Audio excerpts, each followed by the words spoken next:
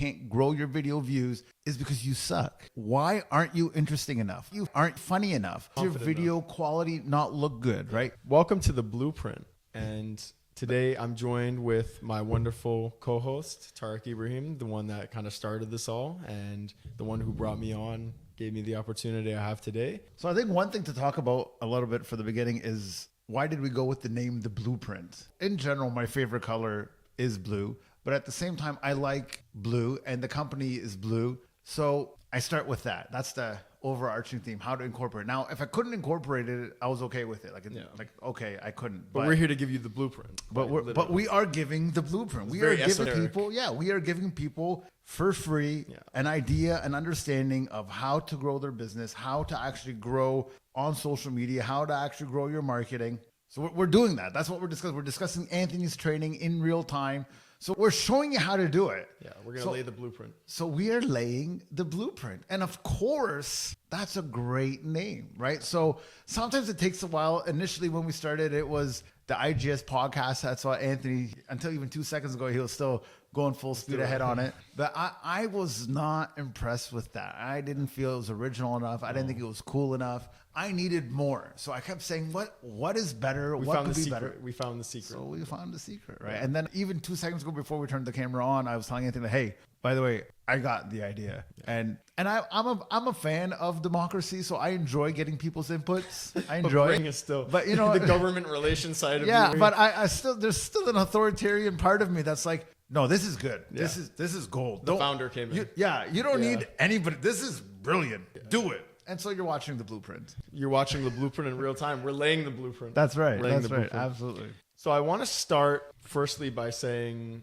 you know, while we're laying the blueprint, we need to understand how can we help you do the same. We've established, we've built the template for you, and we're building this template. That's the purpose of this podcast, is to set the template for you as the viewer. How can you kind of how can we put you in our shoes, right? How can we give you, how can you give value like we want to give value? That's the blueprint itself. We want to give you that template. And so a big thing is views.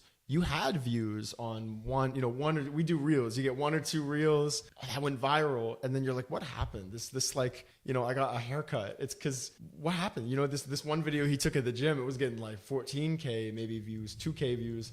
This last one got 500 views. Why is he suffering? Why are his views going down? Look, I'll tell you firsthand, it sucks. You know what I mean? It is very difficult. And I know you're trying to grow your own personal brand right now after I've made sure to let you know you need to do it, because it's real experience, right? But it's so difficult because you'll think you're doing the exact same thing. Like you will be convinced you're doing the exact same thing. Why did this get 10,000 views and this got 1? What happened here? And normally I actually try and say, it's one of 3 things. Yeah. Okay. Number 1, you need to capture people's attention in the first 3 seconds. The hook, the famous hook. Oh, what's your catcher with them? So you need to get everything you want in 3 seconds, and then kind of drag it. Yeah. You know, kind of drag it along the way. Don't give them the answer. Keep holding until they get it. The climax. Yeah. That's number 1. Yeah. But the more I contemplate on this, the more I really become convinced the real reason people's video views are constantly falling, or people's video views, you're not able to actually reach your goal, you can't grow your video views, is because you suck, right? Have the accountability. Yeah, like, why aren't you interesting enough? Why aren't you fun enough? Why aren't you funny enough? Why aren't you doing it the right way? Why does your video quality not look good, right? These are the reasons why. So a lot of people, so it's funny because if you write a math test and you get 4 out of 10, you'll say to yourself, oh, I did bad because I didn't know my math. It's obvious. But with views, people always think that whatever they're uploading is the best. It's the greatest. Yeah, this is the best. So it's going to get 1 million views. I looked at it 50 times and it looks great. It looks good. I recorded it. I edited it. What could be wrong with it? And that's the thing people forgot, is that sometimes you don't have the personality. You looked at it 50 times. Yeah. Did someone else? Yeah. Did someone else look at it 50 times? Does someone else even like it? So my go-to is that if you can't make a video shareable, like if you believe before and after you create this video that nobody's going to share it or nobody's going to comment on it, that it doesn't get that virality, it doesn't get that feedback, yeah, that video is going to suck for sure. You're wasting time. You're wasting your time and their time. Yeah, it's going to suck for sure. And that's the challenge, right? Everybody wants their videos to be great. Like I know people that here's my scenario. We have a client, we recorded a video. Now he's expecting the video to get 1 million views. I paid you. Yeah. You came here. What else is there left for me to do? And because he put that stipulation after the recording, I was really annoyed because now I have to tell him, well, you're super monotone. Yeah. Like you're monotone. Your voice doesn't go up and down. You're not actually fun to listen to. You're not entertaining. So the video is going to look great. The video is going to sound great. It's going to have incredible animations, but you're boring. Watching you is the same thing as watching this hourglass go for a full hour. We're falling asleep. Man. We need something. So then I told him that. Yeah. So he's like, well, can we record it again and I'll be better? I'm like, listen, we're not even going to record today. Today's over. Yeah. We're not recording. Everything I have is trash. For the next 2 months, this is what I did for him. We are going to do, what is it? For the next 2 months, we're going to sit back and really reflect. What do we need to do? No. For the next 2 months, we're just going to do public speaking. Oh, we're going to work on your public speaking. We're going to work on your public speaking. Oh, yeah. We're going to make you tell stories way better. Like you tell me a story. And that for almost 2 months now, all I'm doing with this guy, I'm just sitting with him, not getting bored. Yeah. And the minute I get bored and he hates me for it. I correct him on it. And I tell, okay, listen, you lost me. Yeah. This is either too sophisticated or you're digging into too many details. There's too many details. I don't need all these details. I'm not in your industry. I'm just watching on Instagram for 10 seconds. And let me feel good about it. Give me I got 10 seconds. Hold me on for 10 seconds. And you know what? That's what people need sometimes. So instead of wondering why my videos suck, you got to look in the mirror and say, hey, would I listen to myself? Yeah. Can you hear yourself think? Because you're in there, you're like, is what I'm doing even good enough for me? And then once, like we said, once you've done that, assess, would your mom watch it? Would your brother watch it? Would your and I think that people constantly de-emphasize is how simple a video could actually be to be viral. I'm sure you've seen this. You go on Instagram, you go on TikTok. It's a guy on a phone. He's not editing. He's not scripting. He's not rehearsing. But he just said something that hit you. Yeah. Oh yeah. And it's gone. It's 1 million views. So a guy I want to give a shout out to. There's this one guy, Jacob Berger. I don't know if you've seen him. He's this Jewish guy on Instagram in New York. I'm sure he went all the way to Egypt to help with the refugees and with the people suffering in Palestine. And his videos are he went viral because of the conflict in Palestine. Like that's why he went. And now the sides are shifting. Yeah, and he got so viral from it. Yeah. And he's never editing videos. Never. He's just recording it. Here I am. I'm doing this. Or, hey, man, like he's doing little jokes, little pranks, little this, little that. But he's never editing a video. Yeah. But his creativity and his sincerity, it's obvious. Yeah. And now he's being cameoed everywhere. He's suddenly become an influencer. And he used to just be a cop. Yeah. He was just a policeman in New York. So you don't have to have everything. But you need to have something. One thing. Yeah. And that's the ability to tell stories. And that's what I've always said all my life. Every time I keep telling you these videos, you have to learn how to tell a story. You have to be able to gauge people's attention. You got to read the room. Yeah.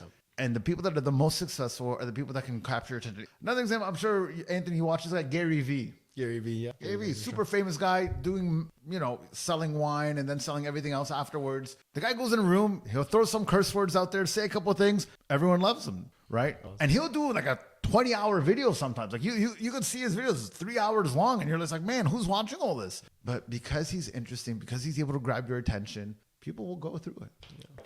AI. Mm-hmm. It's on the rise, right? Yeah. So AI is so tricky for us, for people, right? Because for big industry, they are using it and applying it, and but for the end user, the stuff that they're giving us is very, very tricky right now because a lot of people wanted to do everything and they don't realize it doesn't do everything. No. But it's able to get rid of mediocrity. It's a tool. So if you suck or you have no clue what you're doing, I think you're officially replaced. It's done. Like if you don't know how to write a document, if you don't know how to do really annoying, boring tasks, right? It'll do it way better than most people. It knows so much, but if you want to be creative, if you want to be unique, if you want to stand out in a crowd, it's still not able to make you stand out. It can refine what you give. The best way to get AI to work for you is that you need to know the field so well that you can explain everything you know to it, then give it the question,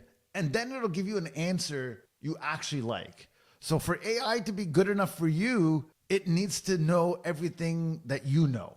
And nobody knows their name and they don't think they're fun, that job's replaced. There's millions. We have that service as well where you have the AI chat receptionist. It's dirt cheap, no taxes, no sick days, multiple phone lines. It doesn't even matter. You call it, it knows everything about your business. Very friendly, very accommodating, taking perfect notes. This, hey, I can't read your handwriting. All gone. Doesn't apply anymore. Doesn't apply anymore. All done. So yeah, gone. Gone. So no, AI is fantastic, but it still relies very heavily on the person putting the inputs. It's an input dependent thing. But you know, if you're doing a school project, it's going to knock it out of the park. It'll give you whatever you want. Like, I don't know how teachers are figuring it out. Like now, like that entire, hey, let's write an essay. That's gone. That's gone. Yeah, it's going to take it. Yeah, because most kids in class, 70, 60, 80%. Hot take, I blame the school. Yeah. You put that test in place. You know, it's the same. The test for us is you trust us with the marketing. If AI can do that marketing, you can't blame the client though. That's a different system. You blame the corporation, just like you would blame the school. They weren't prepared. The school wasn't prepared for AI's takeover. Yeah, but AI is going to take over. AI took over completely. Completely. But is it people? You could even give it a snapshot of kids' homework. You take a picture, you upload it, say, "What is this?" and it'll explain it. It'll teach it. It'll do the whole thing. Yeah. Arguably, this is controversial, it might be better than the actual teacher in the classroom. Depends on how it's programmed. Because you could always go back to the AI and say, I don't understand. And it'll simply out, can you say it to me? And now it can say it. Can you give me an example? It can give you an example. Give me another example. So it's extremely powerful, right? Yeah. But it's still limited by how good you are. And you have these businesses that are adapting to AI, that are embracing AI. Of course. Absolutely. Like in our industry, if you are doing marketing or PR and you haven't taken advantage of how AI can help you, you are not adding any value. Like there is so many ways, like even the fact that we created this chat receptionist, even we have the voice receptionist, all these things are helping to generate leads. Like because before the biggest thing on a website was, if you go back even 1 year ago, the biggest thing on the website was having a chat bot where you can talk to it. It can ask you questions. It can answer some questions, but then it's limited by, well, our office hours are 9 to 5. See you then. And we saw that today. We were just on consultation, and our client told us, well, if my client needs a question answered, a very specific question, AI might not be able to do that to the same efficiency and not as effectively as I can. And that's a misunderstanding. To be quite honest, AI will do way better than a person at this point when it comes to voice reception, when it comes to chatbots on a website. It's just better. It's faster. It's recording everything. It's just better. It's a scary reality. Yeah, it's better. It has replaced, because I remember we were having to program so many websites with this built-in chat bot, and it was so annoying because you had to think about, okay, what if the customer says this? Now what do I got to do? And you're like, oh, and you would make all these flow charts of scenarios. No, all gone. They found the answer. All gone. Chat. AI has figured it out. So if your website doesn't have a chatbot till now, you're missing the cheat sheet. Your leads are just like, money is left on your website for sure. So that's something for sure. So if you don't have a chatbot on your website, you contact us at a bare minimum. Yeah, for sure. That needs to go on. That needs to go on right away. Every business needs to have a chatbot. Every business should have a voice receptionist at this point in time. Make it more functional. Nobody needs to be answering phones and stumbling around. You got to move on with that for sure. And I think people had this idea. Some customers say, well, you know what he said, I like the idea of talking to a real person. I like the idea of actually engaging with a real person. And so what would you say to that though? I would say it all depends on how busy you are. So like if you if you're making enough money and you're busy working, let's go with the dentist. So the dentist is super busy. Oh yeah, for sure. He's got all his 4 or 5 chairs full, and he's never answering the phone in general. Money's good, everything's good, and he likes his receptionist. Okay, keep it the way it is. But if your receptionist is giving you a hard time and you want to fire her, you just don't know what you're going to do, you should fire her. You should fire her. You should fire her for sure. Because For sure. Now, if you're a barber, I'll give you another scenario. You're a barber and you're not very busy. Yeah. So when a phone calls, you have to let go of the scissors, get rid of the hair dye, take off your gloves. Yeah. You should also get a voice receptionist as well. It's different procedure, different procedure, but same thing. Anything that inconveniences your work, like if you have to leave your work to do it, you should get a voice receptionist chatbot on your website now. And I think so. The businesses that are the least lazy, the ones that embrace AI, they're the ones that will stay on top. They've embraced AI and even made their own AI in some instances. So you're saying those are the ones that will stay on top. They're the ones that will be always on the top. Absolutely. Like imagine you're on a website looking up what are you looking up right now? Tires? You're looking up tires? Let's say I want to buy a car. You want to buy a car. You want to buy a car. So I want to buy a car. You go to a website, some chat reception comes up and says, "Hey, what car are you looking for?" And you're like, "Oh, I don't know, a Nissan. I got 3 of them. Which one are you most interested in?" "Oh, the Altima. The Altima right now is on sale for this much. It's got this much kilometers. When can you come in for a test drive?" All that happened. Gives you 50 and the different owner's dates. sleeping. Yeah. The owner's still in bed sleeping. All of that happened, and it's now booked in your calendar. So is that not worth it? This thing to take away is if you are lazy, you can change that. You have to hold yourself accountable and be like, this is why it's not AI's taking your job. It's that AI can do your job better. Yeah, you don't deserve your job. You don't even deserve. You should have quit knowing you suck, but you didn't. You stayed in it. That's the sad part. That's the saddest part. Yeah. You were so lazy that they had to build the AI to do better than you. Yeah. So the worker, it's never, innovation will never be the problem. Yes, there are obviously fears with AI. There's a whole lot more benefits. It's a tool. Well, when robots take over the world, someone should have saw that coming. Like I don't know how many movies you got to watch to know that's part of the formula. Yeah. That they come over, they take over. Yeah, like back in early 90s, you had Terminator movies. Like in the 80s they had Star Wars. So like there's always been robots that are bad. So I hate to break it to you. Yeah, like if we're building these things and there's no fail-safe switch that we know they can't shut off themselves, because that's always the thing. Oh, they figured out how to do it themselves. If we haven't figured out that they can figure it out on their own, we deserve whatever's coming. Yeah. So be ready for the end days. Be ready for the end. AI is the end. It's the end. Yeah. We're in the end game. So I think the what you should take away from this conversation is instead of running away from AI and you run a business, maybe understand how it can benefit your business. We live in such an era of fear. And I actually think in marketing, we learn, the medium is the message. And AI can deliver your message so much stronger. So you can act out of love or fear. Those are the 2 motivating forces. I would just choose to love your business. You love your business, give it the love it deserves, and actually innovate. And I think most people are open to it. Yeah. You know what I mean? I think most businesses see AI for more than it is. Most people are hoping AI can do everything for them. And I think the reality is it's not able to do everything yet, and it can do a lot. Now, on the other spectrum, the employees, the workers, those jobs, those are gone for sure. No. But when it comes to the creators, AI can't do your job. You can't make an AI gig. You can't make an AI do the best story ever. Now, I have seen incredible, because my kids are into Star Wars, I've seen incredible Star Wars AI completely made videos. Whole video. And it is better than anything Disney could make. And the guy that made that's getting the money from that. That's the craziest part. And it's phenomenal. It's better than anything. It's insane how good it is. So, but I'm sure the guy that did it spent hours tweaking it and making it good, frame by frame. Like how many hours he put into it to have that result is far different than the guy that's like, okay, chat GPT, make me a recipe for a grilled cheese sandwich. And pops up the first thing and you're like, yeah, good enough for me. So there's a bit of a spectrum here. People have to appreciate. It's not, so you're comparing animation to the clay motion. You need animation. You need to know. You need to know what you're doing. And we're past the Tim Burton era. If you program that AI to do it properly, it'll do it phenomenally. Yeah.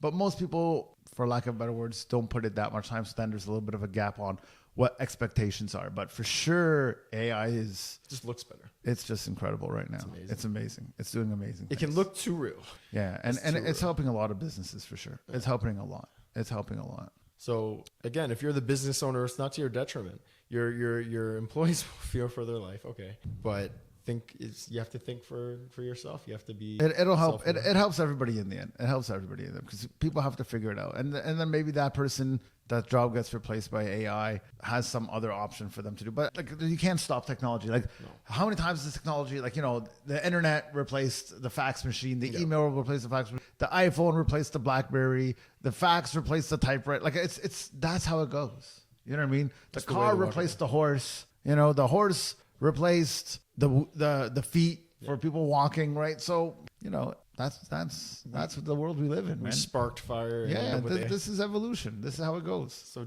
you can't run from evolution. You can't run away from technology. Yeah, it's not just monkeys. It's not monkeys became human. It's ChatGPT just replaced your job. That's the evolution that really happened. It's you suck at your job. Yeah, that's right. Here's the result. Here's the result. When you left your customers in the dust, AI picked them back up and built something. There's a factory waiting for you. So there's a factory at our fingertips. We don't understand the remote control that is this. And Gary Vee himself has talked about how this is the most underappreciated thing. You need to understand, by the way, and I'll end on this. When I say the medium is the message, I mean it's changed. As Tarek said, the radio, we had newspaper, you had magazine, you had print. You had newspaper, magazine, and maybe radio. Now you have a vlog, a blog, and a podcast. Even radio. Radio was the entryway into modern communication as far as phone and all this stuff. We're going into vlog and blog and podcast. Podcast is radio. Everything with radio is podcast.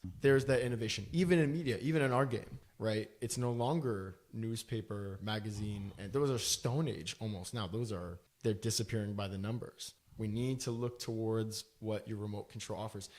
Everyone has the remote control. What channels are you giving your customers? I think that is the value that they will see. And AI can definitely help you build the brand with that. Help you actually develop what you want to have happen for your business. You would never have been able to do it alone. You need that remote control. So if you just say, I'm too old fashioned, be old fashioned and be left behind because we're moving forward. And that's coming from someone who's in this generation. The generation maybe just before this generation right now, but who's in his 20s. We're moving forward. You can stay moving backwards. Like life is a cycle. You either move forward or you stay in the past. Don't be forgotten. Innovate. That would be my message. Yeah. So, thank you so much for joining us. You've joined the Blueprint, Tarek Ibrahim and Anthony Jabor. Thank you so much for tuning in, and we will see you guys again next week. Yeah, we've given you the blueprint.